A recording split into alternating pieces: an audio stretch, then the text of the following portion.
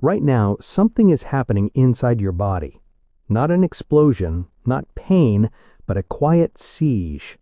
Most people look in the mirror and only see what's visible, the fat under the skin, the part you can pinch, the part everyone shrugs off. Yeah, I'll lose it when I diet. But that's not the real problem. The real problem is beneath the surface, wrapped around your organs, clinging to your liver, pressing against your pancreas, and threaded between the systems that keep you alive. It's called visceral fat. And this fat isn't just sitting there. It's active, it talks, and it sends signals.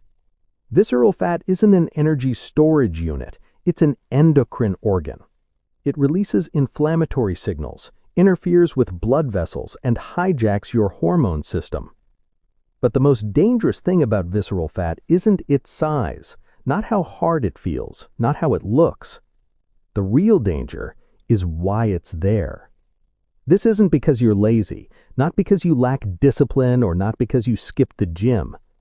This fat exists because your body believes one thing: you are in danger. To understand that, we need to talk about cortisol. In the modern world, cortisol gets a bad reputation, the enemy we're supposed to suppress. That's a shallow view. From an evolutionary perspective, cortisol is a hero. For hundreds of thousands of years, it kept humans alive. Picture your ancestors on the open savanna, threats everywhere. The moment danger appeared, the brain hit one emergency switch, the HPA axis. Instant reprioritization. Digestion shuts down, reproduction gets postponed, and muscle growth is paused. Not because the body is broken, but because it's intelligent. All energy is redirected toward one goal: survival. But once the danger passes, the body faces a new problem. Energy is depleted, and reserves need to be rebuilt.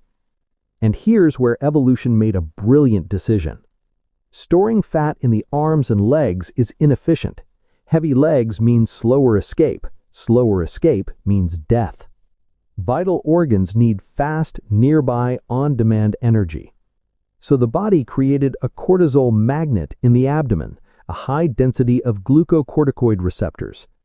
When cortisol rises, fat gets pulled there, locked in, and stored. Visceral fat is an emergency backpack, a survival insurance policy. Here's the problem. Your body never received the update, but your environment changed completely. There are no lions today. There are deadlines, notifications, traffic, financial pressure, and social anxiety. The threat changed, the biological response didn't. Modern stress isn't short, it's constant. Not 10 minutes of running, but 16 hours of low-grade alert every single day. This is the cortisol trap. Cortisol never returns to baseline, and your body lives in emergency mode. Your liver keeps dumping glucose for a fight that never happens. The glucose isn't used, so insulin steps in, and that's where the cycle begins. High cortisol, high insulin. The body has no option but to store energy, and its favorite place is visceral fat. Your body prepares for a famine that never arrives while you keep feeding it. Chronic stress also steals something else: pregnenolone, the raw material for sex hormones. Under stress, the body says, reproduction can wait, cortisol comes first. Testosterone drops, and estrogen signaling gets disrupted. Muscle from your arms and legs gets broken down into glucose and then restored right back into your abdomen. This is skinny fat, not obese, not fit, just trapped. The final layer of this trap is neuropeptide Y, a stress signal that drives intense carb cravings. Not because you're weak, but because your brain believes energy is running out. You're fighting a biological urge as powerful as breathing. So what's the solution? Not starvation, not forcing yourself harder. The solution is sending signals of safety. Long, intense cardio can backfire. To a stressed body, it feels like endless pursuit. Walking sends a different message. I'm moving. I'm not trapped. I'm safe. Walking calms the amygdala, lowers stress, and burns fat without sounding the alarm. But walking alone isn't enough.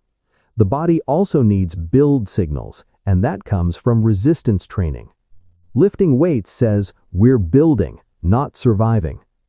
Testosterone rises, growth hormone activates, and insulin becomes more efficient. Glucose goes into muscle, not into your belly. The next pillar is meal timing.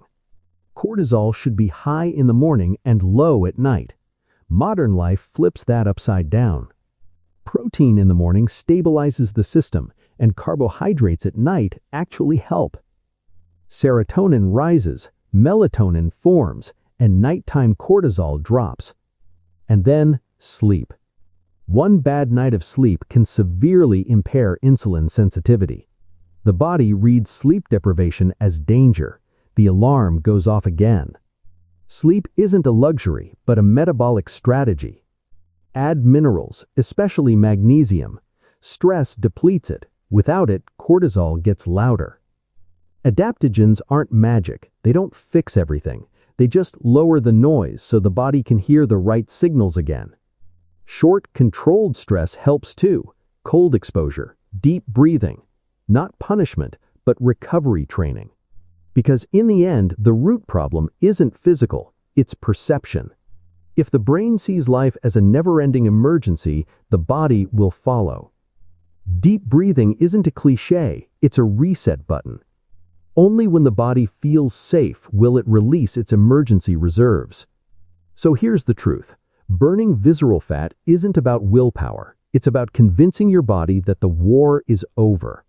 When the alarm shuts off, the fortress is no longer needed, and slowly it collapses on its own.